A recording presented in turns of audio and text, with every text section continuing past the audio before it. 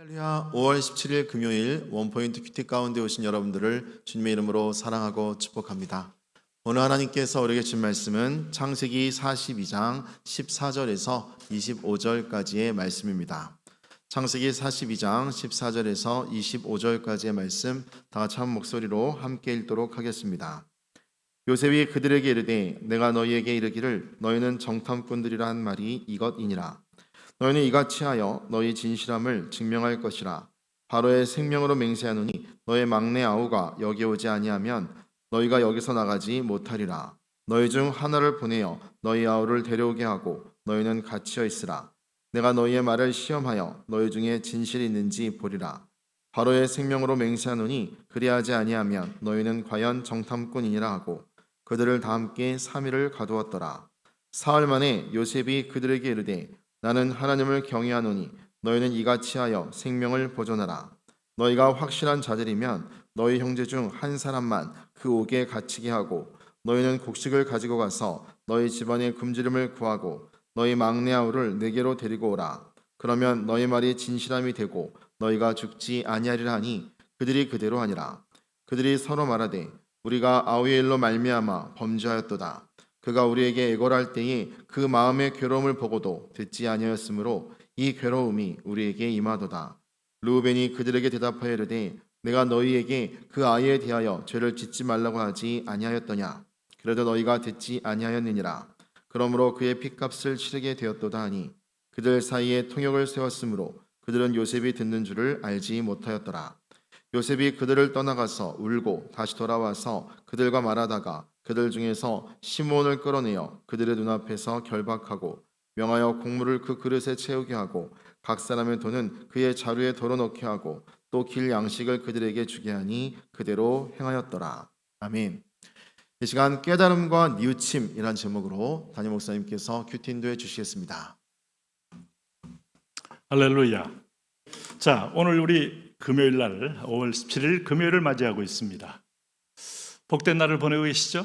예, 우리 순모임 여러분 사랑하십시오. 순원들은 연약해도 성령님은 우리 모임 가운데 임합니다. 왜냐하면 교회는 공동체이기 때문이에요. 그래서 불려진 모든 지체들이 각자의 부름 앞에 자리에 잘 서 있는 것, 이게 정체성 회복이에요. 기둥은 기둥대로, 문은 문대로, 지붕은 지붕대로, 인테리어, 엑스테리어는 엑스테리어대로 서 있는 것, 이게 매우 아름다움이에요. 커튼이 지붕 위에다 달아놓으면 얼마나 보기 흉합니까? 네? 여러분 건물 짓다가 철근만 나오면 얼마나 위험합니까? 다 그 철근을 마무리하고 마감재를 하고 그 안에서 이제 온기 있게 사는 천국을 이루는 스위트 홈, 이게 천국입니다. 그러므로 오늘도 에베소 2장 말씀처럼 너희 중에서 지어져 간다는 공사 중에 이 팻말을 우리는 뗄 수 없어요. 공사 중이지만 소망이 있어요. 그래서 순원들 가운데 내 마음에 다 드는 사람도 있고 안 드는 사람도 있지만 그렇게 하면서 지어져 가는 겁니다. 건축주는 하나님이십니다. 시공업자는 성령 예수님입니다. 관리자는 성령님이십니다. 그러므로 잘 지어서 여러분 천국의 과정을 누리는데 내 교회는 뭐냐? 내 자신이 상처받는 게 교회예요. 그래서 나의 완악을 내려놓고 교만을 내려놓고 내 중심을 내려놓고 주님을 머리로 해서 섬기는 것이 교회입니다. 당신이 얼마나 능력이 있기에 하나님이 능력을 아까워서 써야 된다고 하시겠어요? 아닙니다. 하나님 다 하실 수 있어요. 그러나 우리는 관계를 통하여 하나님의 집을 지어져 가는 존재인데 나는 상처를 통하여 나의 나됨을 알고 내 자리에 정직하게 서는 훈련을 배우게 되는 겁니다. 그러므로 두려워하지 말고 기쁨으로 참여하십시오. 축복이 옵니다. 오늘 창세기 14장 14절에서 25절 보세요. 특별히 14절에 요셉이 그들에게 이르되 내가 너희에게 이르기를 너희는 정탐꾼들이라. 간첩이다 이겁니다. 네? 그러니까 이게 이제 간첩이라고 하면 잡아다가 죽여도 이제 뭐 이들이 항변할 수도 없어요. 그래서 임진왜란 때도 얼마나 이 양쪽에 수많은 이 첩보원들을 보내면서 소위 말해서 정보를 탐색했습니까? 우리도 임난 전에도 뭐 우리 일본에 보냈던 우리 왕이 있지 않습니까? 근데 두 사람이 보고가 정반대했기 때문에 문제가 되지 않았습니까?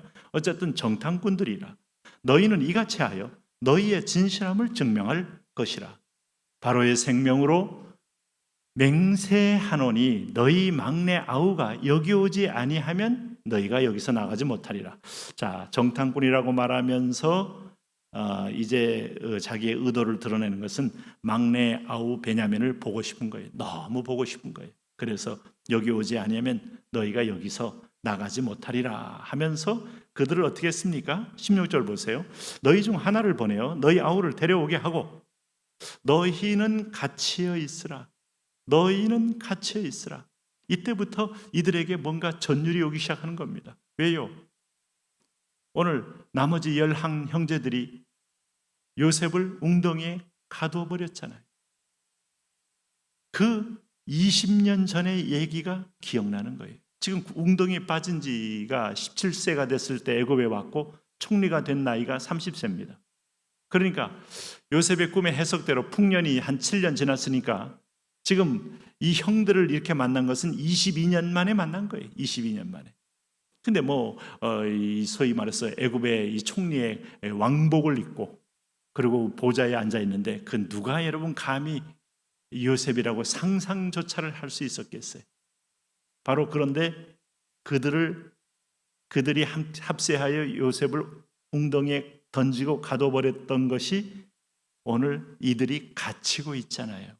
그러니까 이들의 양심 속에 두려움이 깨어나는 겁니다. 이게 하나님의 섭리 중에 하나입니다. 요셉의. 그래서 여기 16절 중반절에 내가 너희의 말을 시험하여 너희 중에 진실이 있는지 보리라. 바로의 생명으로 맹세하노니 그리하지 아니하면 너희는 과연 진짜 정탐꾼이다. 이제 배수진을 친 거예요. 너희는 정탐꾼으로 확인되면 너희는 죽을 수밖에 없다는 겁니다. 얼마나 두려웠겠어요. 그래서 그들을 다 함께 3일을 가두었더라. 이때부터 양심이 이제 발화되기 시작합니다. 어떤 양심이요? 오늘 21절 말씀 보세요. 그들이 서로 말하되 우리가 아우의 일로 말미암아 범죄하였도다. 기억나는 거예요.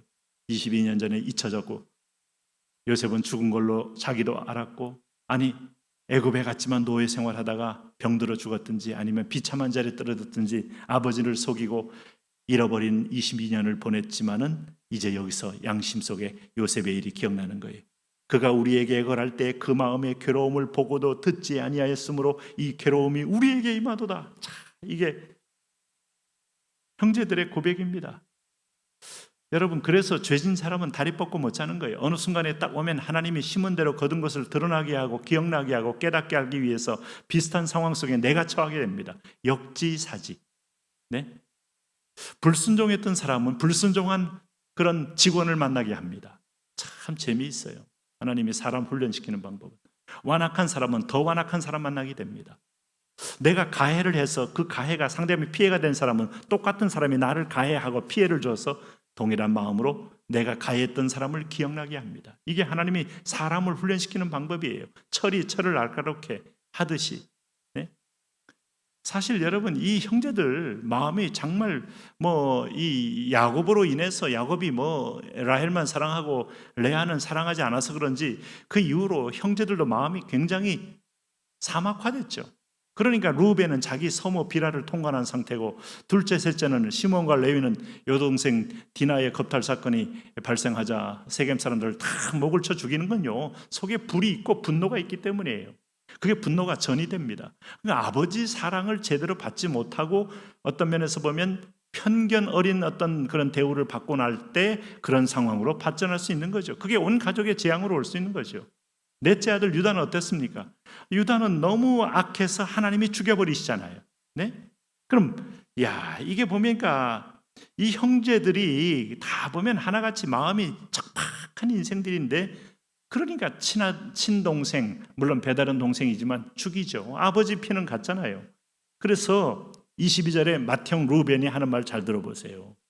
그들에게 대답하이르되 내가 너희에게 그 아이에 대하여 죄를 짓지 말라고 하지 않았더냐. 이게 이렇게 그래도 너희가 듣지 아니하느니라. 그러므로 그의 핏값을 치르게 되었도다. 정말 형이 동생들한테 하나님을 대신하여 하듯이 내가 그렇게 하지 말라고 하지 않았느냐 하는 거예요. 어떤 때는 동생이 그런 말을 할 수 있고 어떤 때는 형제가, 어떤 때는 가족의 누가, 어떤 때는 친구가, 어떤 때는 회사의 누가 내가 행한 일에 대하여 그렇게 말할 수 있더라 이거예요. 안 믿는 자는 하나님이 물론 이렇게 디테일하게 관리를 안 할 때가 많아요. 그냥 죽일 때가 많고요. 믿는 자는요, 하나님이 내 백성은 이렇게 훈련해서 기어코 하나님의 양심, 선한 양심 회복하고 신앙 양심 회복해서 주께로 돌아오게 합니다. 여러분, 그래서 죄짓고는 어디 가서 길이 안 열리니 하나님 앞에 빨리 즉시로 회개하는 것이 is the best way, 최선의 길이에요. 그랬더니 이제 형들 가운데 이런 막 서로 간에 정죄임 겸 죄를 지적하는 겸 후회의 소리의 노래를 부를 때 23절 보세요. 그들 사이에 통역을 세웠으므로 그들은 요셉이 듣는 줄을 알지 못하였더라. 요셉이 통역을 안 세워도 대강 들을 수 있었을 겁니다. 그런데 다 듣고 있는데 요셉이 그들을 떠나가서 울고 다시 돌아와서 그들과 말하다가, 이때 울었다는 것은 상처 때문에 운 것뿐이 아니라 형들의 태도가 안타깝고 형들이 그때 행했던 악행이 안타깝고 우리 집안에 들어왔던 아버지의 집착이 안타까운 것까지 올라가게 돼요. 아버지는 평생 살면서 레아에게는 눈길 한 번 안 줬거든요. 애는 낳았지만은. 그러니 아이를 낳는 기계처럼 여겼지 여자를 사랑한 건 아니었고, 이쪽에 라헬 하다가 오늘 형제들은 이렇게 마음이 척박해져서 결국 자신도 최대의 피해자인데 그 피해자에게 하나님이 꿈을 주고 환상을 주어서 요셉은 상처를 치유한 상태에서 긍휼의 눈물입니다. 안타까움의 눈물입니다. 그래서 그들 중에서 시므온을 결박해 놓고 이제 인질로 삼아 놓고 곡물을 그 그릇에 채우게 하고 각 사람의 돈은 그 자리에 도로 넣게 하고 또 그 길 양식을 그들에게 주게 하니 그대로. 이게 또 뭡니까? 이들이 이제 도둑질했다는 누명 씌우려고 이렇게 해서 하여튼 마음고생 다 해요. 마음고생이 훈련이에요. 마음고생이. 실제로는 일어나지 않았어도 그걸 통하여 하나님은 하나님 말씀으로 양심의 악을 깨닫는 데까지 오게 만듭니다. 오늘도 여러분, 우리가 이 모든 하나님이 지켜본다는 사실 앞에 더 겸비하면서 스스로 자백하고 스스로 토설하면서 시온에 들어가 열리는 인생 되시기를 축복합니다. 하나님, 그런 인생으로 살게 하여 주옵소서. 예수님 이름으로 기도합니다.